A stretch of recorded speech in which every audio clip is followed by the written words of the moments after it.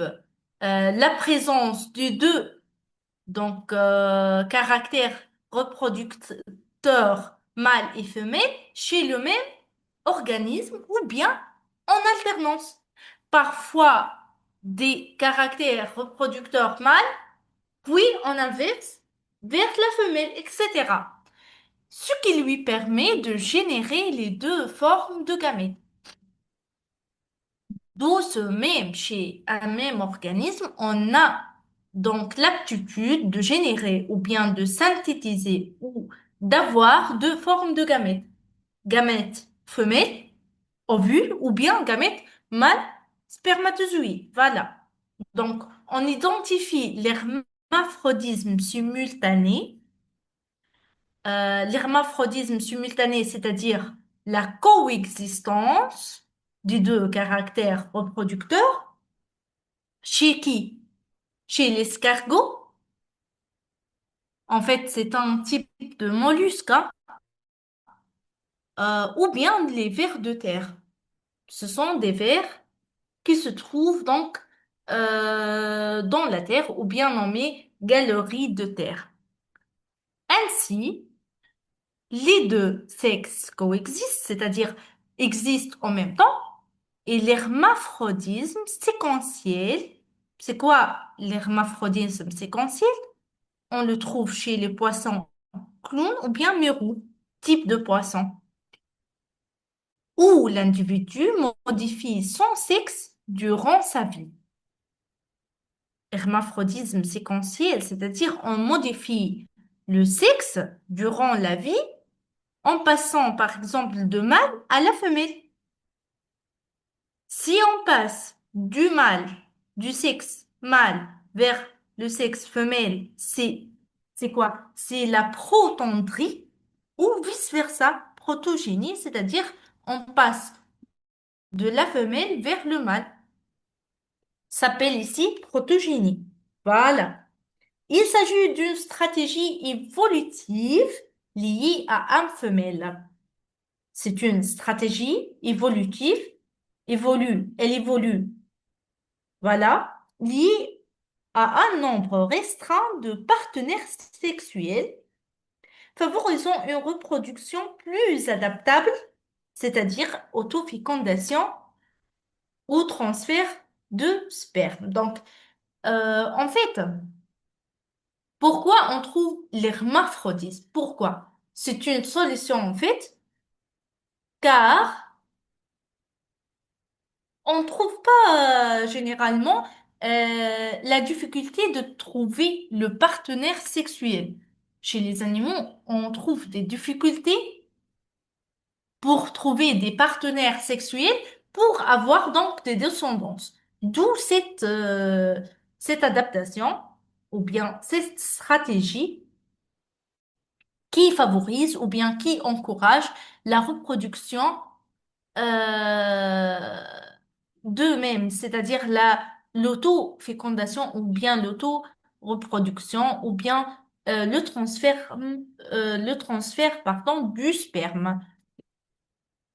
L'hermaphrodisme correspond à la coexistence donc de deux potentialités, mâle et femelle, chez un même individu. Voilà. Qui s'appelle donc, on l'appelle monoïque ou bien hermaphrodite. L'organisme, chez un même organisme, ou bien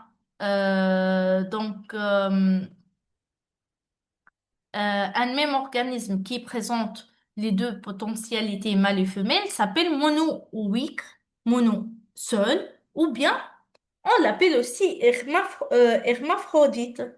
Voilà. Si la phase mâle précède la phase femelle, donc l'hermaphrodisme est dit protandre. Qu'est-ce qu'on veut dire? Mâle précède avant la femelle, c'est-à-dire on a une phase mâle, puis on passe vers la phase femelle. Dans ce cas, l'hermaphrodisme s'appelle protandre mâle, c'est-à-dire. Sinon, le cas contraire, il s'appelle protogyne ou bien protogénie. c'est le passage de la phase femelle vers la phase mâle ou bien la phase femelle, pardon, précède celle mâle. Voilà, ça s'appelle protogyne. Donc, chez les animaux sédimentaires maintenant, les animaux sédimentaires. Qu'est-ce qu'on veut dire par les animaux sédimentaires? Les animaux sédimentaires, ce sont des animaux dont les restes ou les traces sont préservés dans les roches sédimentaires sous forme de fossiles. Vous voyez? Fossiles. Comme les ammonites par exemple, l'oursin, les traces de vie, comme les traces de pas, etc. Ils sont donc très très importants pour la datation géologique, par exemple. Vous voyez? Pour, euh, pour connaître, pardon, l'âge ou bien l'ère, vous voyez? Voilà, donc, Jurassique, etc.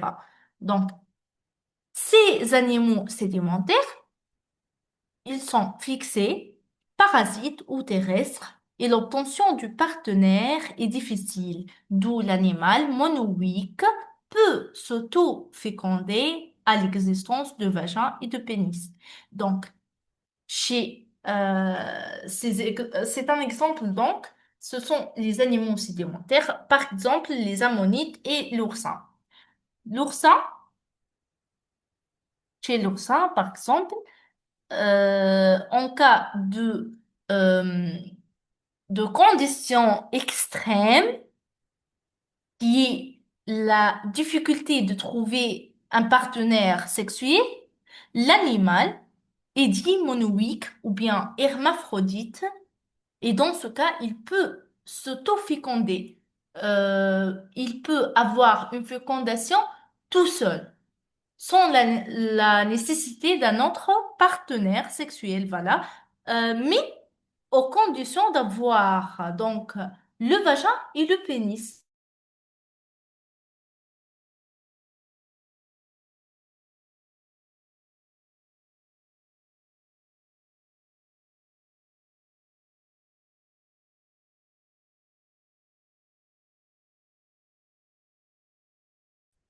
Pour l'hermaphrodisme primitif, le gonochorisme, c'est-à-dire